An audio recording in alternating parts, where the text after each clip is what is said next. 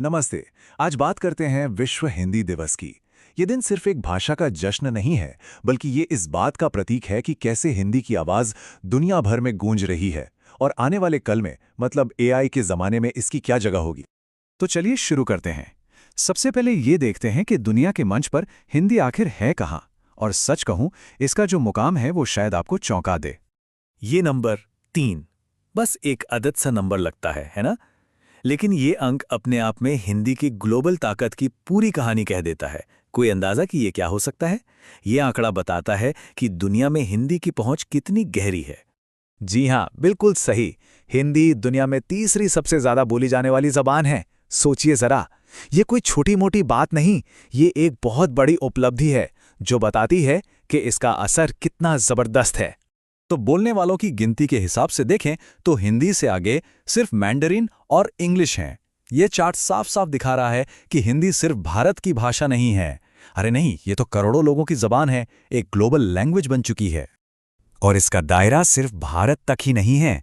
सोचिए, Mauritius, Suriname, Nepal, Fiji, Guyana, Trinidad और Tobago, इन सब देशों में हिंदी बोली और समझी जाती है।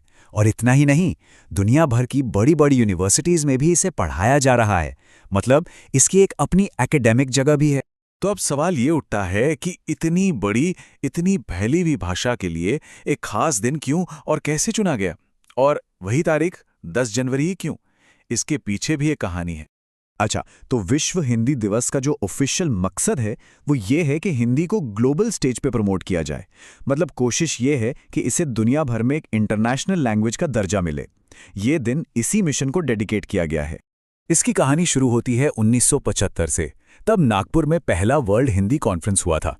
लेकिन इसे एक ऑफिशियल दिन का दर्जा मिला काफी बाद में, साल 2006 में। तब डॉक्टर मनमोहन सिंह की सरकार ने 10 जनवरी को विश्व हिंदी दिवस के तौर पर घोषित किया, ताकि उस पहले कॉन्फ्रेंस की याद को, उसकी सालगिरह को हमेशा मनाया जा सके। अब आते हैं एक बहुत ही कॉमन कंफ्यूजन पर। कई लोगों के मन में ये सवाल जरूर होगा, हिंदी दिवस की तारीख को लेकर ना अक्सर थोड़ी गड़बड़ हो जाती है। तो चलिए आज इस कंफ्यूजन को हमेशा के लिए दूर कर ही देते हैं। अक्सर लोग सोचते हैं, अरे रुको, हिंदी दिवस तो सितंबर में होता है, 14 सितंबर को।